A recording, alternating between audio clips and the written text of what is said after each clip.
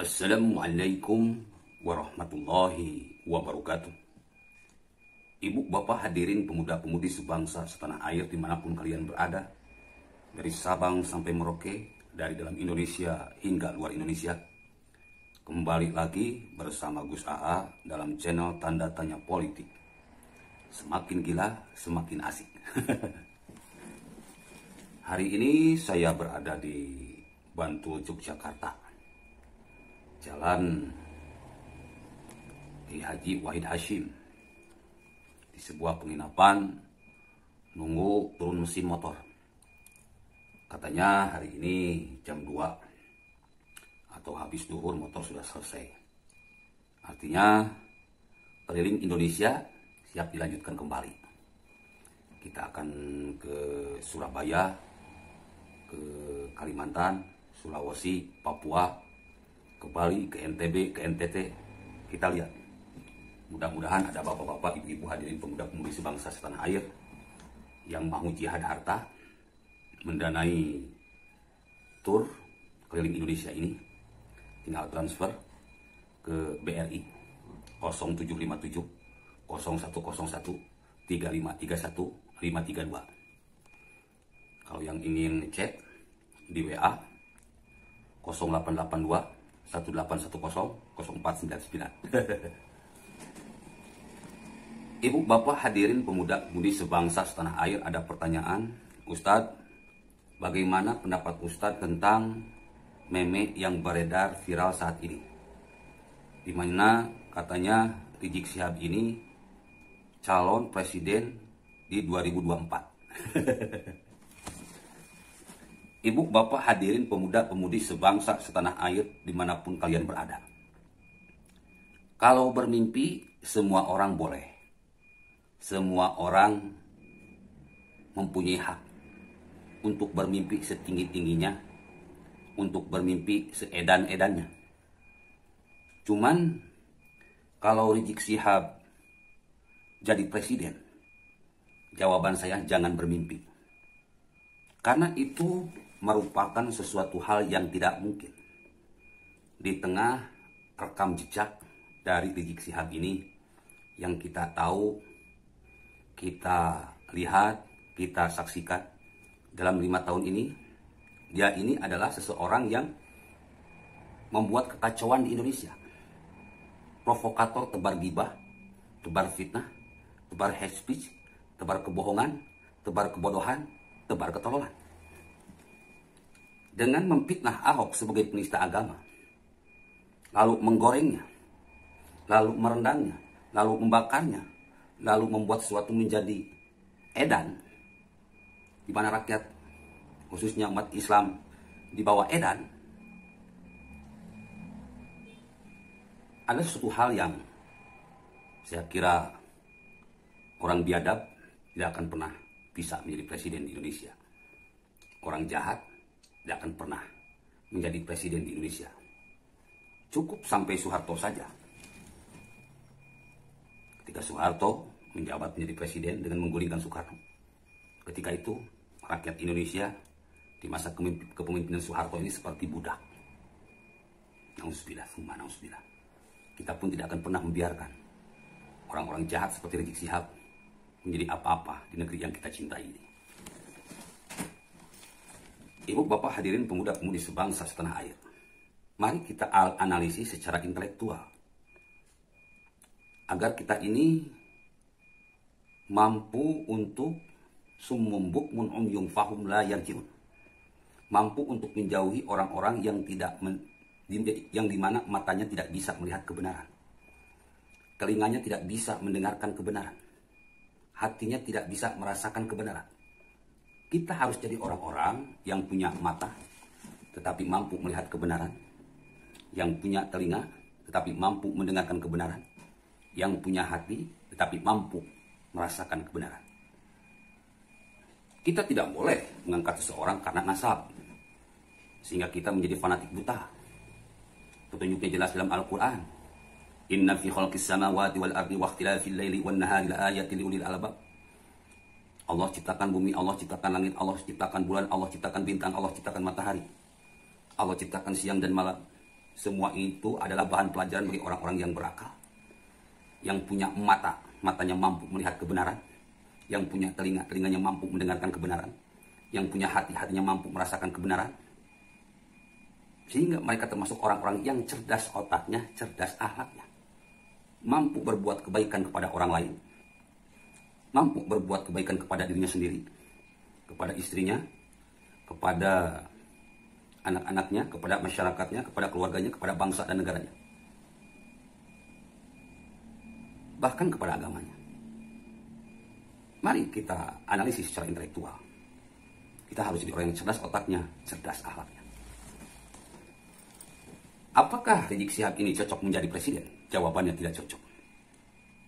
Kenapa? Pertama, dia ini adalah merupakan tokoh anti Bhinneka Tunggal Ika, anti UUD 1945, anti Pancasila, pro ISIS, pro Khilafah. Artinya dia ini raja penjahat. Dia ini gembongnya Khilafah, musuhnya NKRI, musuhnya kita bersama. Sangat mustahil kita mengangkat musuh menjadi presiden Republik Indonesia. Namanya bunuh diri. Kalau si Rizik Syihab jadikan presiden, jangan jadi presiden, jadi calon presiden aja gak pantas. Kok musuh diangkat jadi presiden? Otaknya di mana, Mas Bro?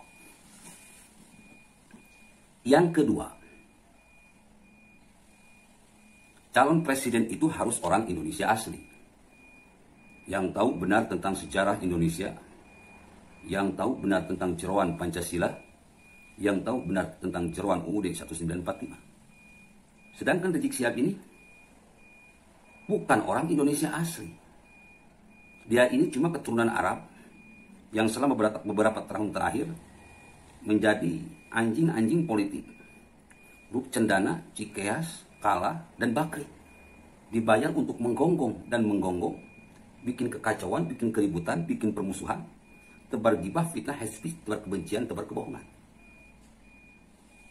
Banyak jejak digital di medsos ini yang membuktikan Rizik Syihab memang tidak layak untuk jadi calon presiden.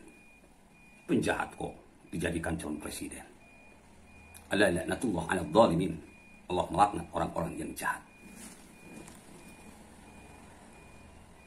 Yang ketiga adalah Rizik Syihab ini pernah memfitnah Jokowi PKI, juga PDIP PKI. Fitnahannya tidak berdasar, fitnahannya tidak punya bukti yang kuat. Jadi sangat mustahil, Mas Bro, seseorang tukang fitnah dijadikan calon presiden. Akan jadi apa negara ini di tangan seseorang tukang fitnah? Yang keempat adalah dia tidak punya keteladanan. Keteladanan hati, keteladanan pemikiran, keteladanan lisan, keteladanan perbuatan. Apa yang sudah dilakukan Rizik Syihab selama ini? Nggak ada. Selain bikin kekacauan, keributan, permusuhan, tebar gibah, fitnah, tebar kebencian, tebar kebohongan. Tidak punya prestasi yang pantas untuk dijadikan pertimbangan dia menjadi calon presiden.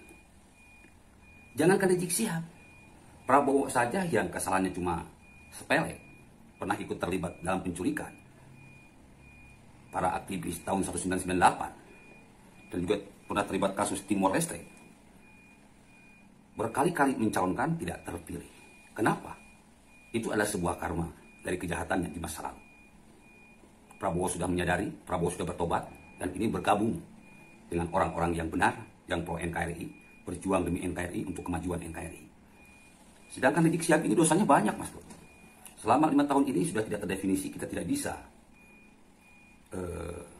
menghitungnya, saking banyaknya. Jadi sangat mustahil Rizik Syihab jadi calon presiden. Dan saya yakin rakyat Indonesia 99% tidak akan memilih Rizik Syihab menjadi calon presiden.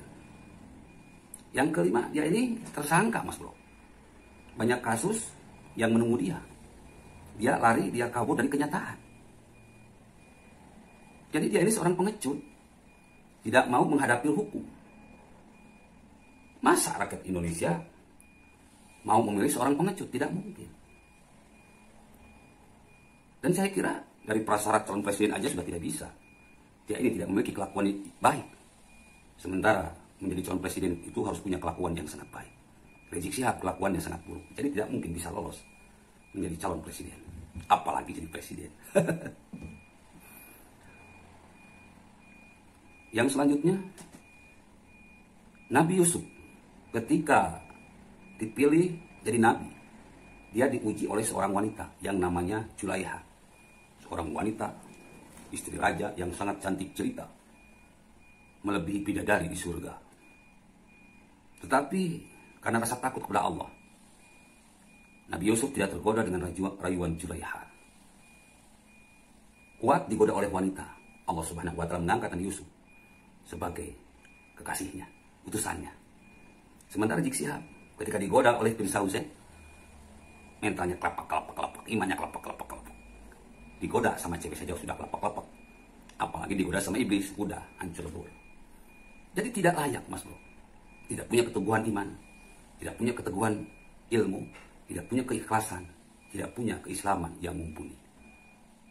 Allah tidak memilihnya, malah sebaliknya Allah melaknatnya. Nauzubillah summa nauzubillah. Selanjutnya,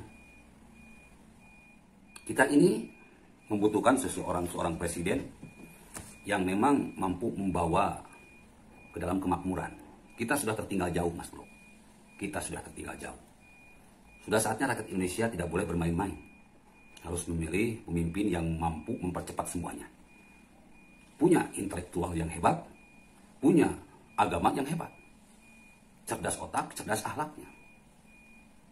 Karena negara-negara lain sudah sangat maju dalam berbagai hal, sedangkan kita sangat tertinggal dalam berbagai hal. Saya yakin kita akan menemukan pemimpin yang benar dibutuhkan oleh rakyat Indonesia. Rizik Syihab jauh, Mas Bro. Lupakanlah. Saya sarankan Rizik Syihab ini tobat, karena rakyat Indonesia tidak akan pernah melupakan kejahatan Rizik Syihab selama 5 tahun terakhir. Jejak digital tidak bisa dihapus. Semuanya akan indah pada waktunya. Wa may ya'mal mithqala dzarratin khairan yarah, wa may ya'mal mithqala dzarratin syarran yarah. Orang yang baik akan dibalas dengan kebaikan di dunia dan di akhirat. Orang-orang yang jahat akan Allah balas dengan kejahatan di dunia dan akhirat. Semuanya ini sudah nampak. Orang-orang baik seperti Jokowi, ketika dia mencalonkan wali kota di Solo terpilih 2 periode. Ketika dia mencalonkan gubernur DKI terpilih. Ketika dia mencapai jadi presiden terpilih 2 periode. Sementara Rizik Syihab, kehormatannya, harga dirinya remuk.